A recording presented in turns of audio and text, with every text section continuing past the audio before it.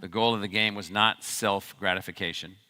The goal of the game was not so you could hire yourself out to another school and get a better mercenary salary at the next school because they were interested in just you. The goal in the game was the social transformation of Arizona and the country through the work that we do, measuring ourselves by what we are achieving through our students. So See, this is why he's the guy. What we did was we worked to change the faculty centrism of most universities. It's about the faculty. And the students used to be, even when universities got formed, the way to pay the faculty. Yeah. Into a student-centric institution where the objective of the institution is inclusion, admitting every qualified student, and then that student's success. That's the number one objective of the institution. If you do those two things, everything else will work out, including your resources, including your money. So back to your question on enrollment, people that are sitting around worrying about the enrollment cliff, they should be replaced. Appreciate that. The young woman whose story you just shared, did she study online? Yes.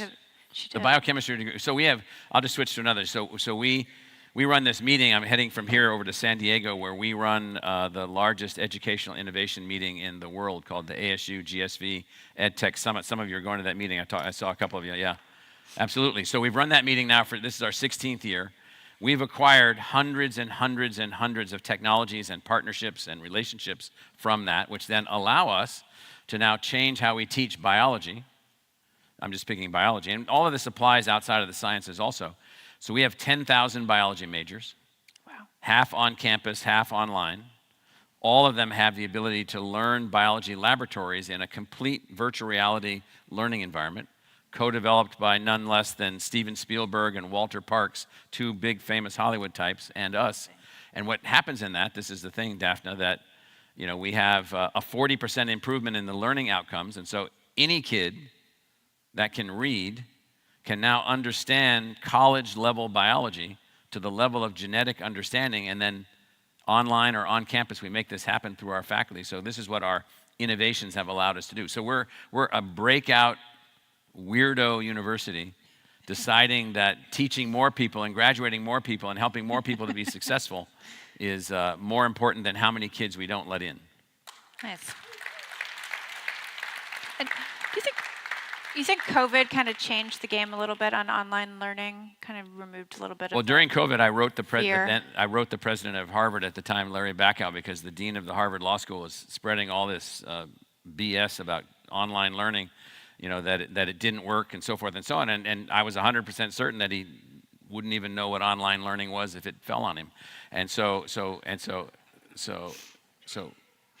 what we had in COVID was an opportunity for some colleges to accelerate their online activities, some colleges to advance in new ways. And for us, COVID was we call it sort of a 4-year window.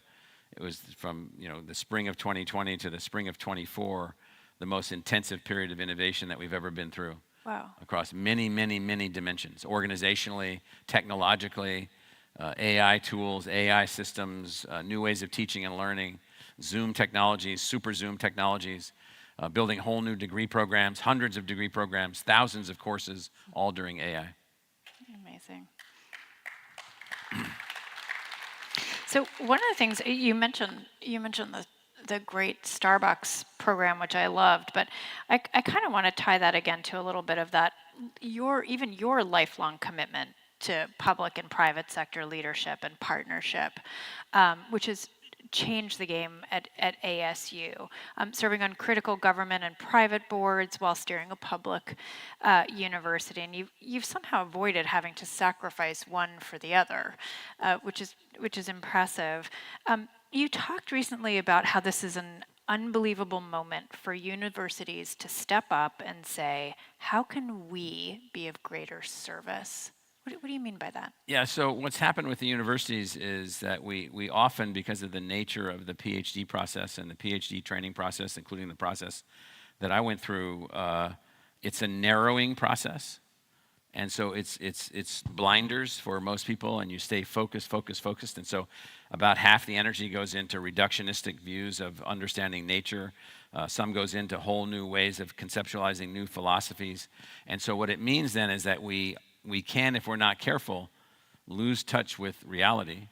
We can, if we're not careful, begin using language and terminology and theories and so forth that no one can understand.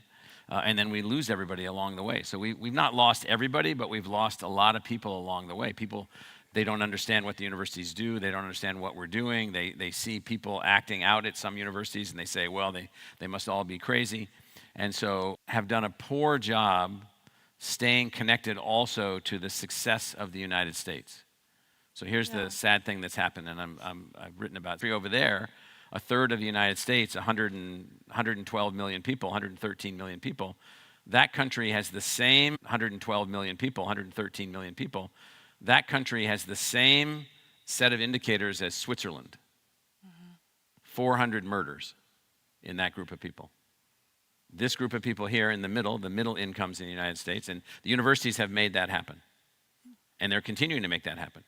AI systems and these systems and these systems and tools and devices and all the innovations and so forth and so on. Now the middle group here, they have about the same set of parameters: lifespan, wealth generation, net equity, children's education, et cetera, et cetera, et cetera, crime, as people living in France or Spain. And they're about the same size as France and Spain. So we have a Switzerland, 10 times the size of Switzerland, and we have France and Spain. Life is good. The bottom third in the United States should be the group with the highest numbers, the most acceleration of lifespan, the most acceleration of income that is against the base. This should be the best. So for the first time in human history, in the United